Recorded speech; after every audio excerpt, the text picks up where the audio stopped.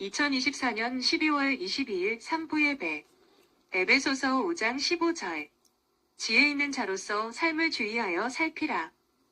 하나님은 그리스도를 통하여 구속하신 그의 자녀들이 자신의 삶을 지혜롭게 걷기를 원하시며 그들에게 사람을 살리며 생명을 유지하는 능력의 말씀을 공급해 주신다. 그 말씀 안에는 사랑하는 자녀들이 잘 되게 하기 위한 하나님의 의지와 약속이 담겨 있으며 또한 그의 말씀이 잘 이루어질 수 있도록 지혜가 젖어 있다. 지혜에는 이 세상을 살아가는 데 필요한 생활 지혜가 있으며 두 번째는 인생을 성공적으로 이끌어가며 절대 실패하지 않게 하는 지혜가 있다. 첫 번째 지혜는 삶의 위기를 잘 다루도록 하나님이 그때그때 성도들에게 주시는 것으로 성도들이 은혜를 통해 많은 도움을 받고 있다. 두 번째 지혜는 그리스도인들에게 특별히 부어주시는 광범위한 차원의 지혜로 이를 영혼의 지혜라고 한다. 하나님께서는 신자들에게 이 모든 지혜를 주신다. 우리에게 필요한 것은 하나님의 지혜, 즉 영혼의 지혜를 가지는 것이다. 영혼의 지혜를 가진 자에게는 인생에 실패가 없다. 지혜 없는 자는 하나님이 없어 그 행위가 가증스러우며 도덕적으로 타락하여 하나님의 존재를 인정하지 않는다고 성경은 말하고 있다. 그들은 죄를 짓는 것에 아무런 감각이 없다. 하나님을 이해하지 못하기 때문에 진정한 죄가 무엇인지, 그것이 어떤 의미를 지니는지 모른다. 영적인 상황을 판단할 수 없기에 자신의 상황이나 영적인 문제에 관심이 없다. 지혜의 길은 하나님이 주시는 길이다. 구원을 통해 지혜의 세계로 들어오게 되는 것이다. 첫째는 하나님을 닮은 자가 되라는 것이고, 둘째는 불법을 행하는 자에게 참여하지 말라는 것이다.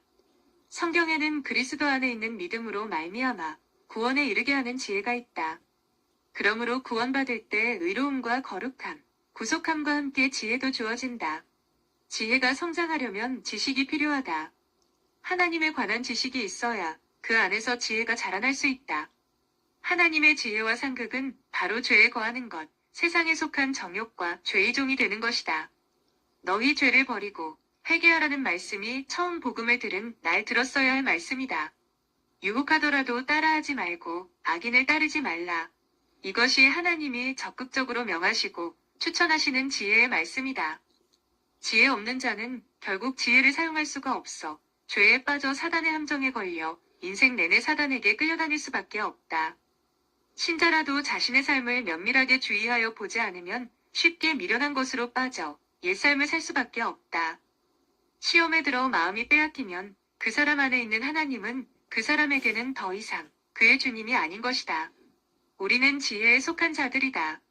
미련한 것에서 벗어나 지혜의 영역으로 와서 지혜자가 되었다. 자신에게 이미 하나님의 지혜가 있는데도 미련하게 살면 안 된다. 우리가 구해야 할 것은 머리가 똑똑해지는 것, 세상 살기에 도움이 되는 뛰어난 능력이 아니라 우리의 영혼이 하나님의 자녀로서 하나님의 의지가 담긴 지혜의 명령을 순종하는 것이다. 하나님을 이해하고 하나님에 대한 지식을 갖기 시작할 때 그 영혼에 심어진 씨가 서서히 열리고 찬란한 빛을 발하기 시작하는 것이다. 우리는 하나님의 아들이 목숨을 버려 구원받은 자들이다. 그러므로 하나님의 자녀답게 그 신분에 맞게 걸맞은 걸음을 걸어야 한다. 걸맞은 걸음은 다름 아닌 지혜로운 걸음이다.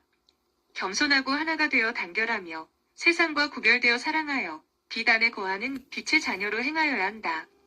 무엇보다 하나님께서 우리에게 주신 지혜를 헛되이 어둠 속에 파묻지 말고 지혜로운 자들이 되어야 한다. 아멘.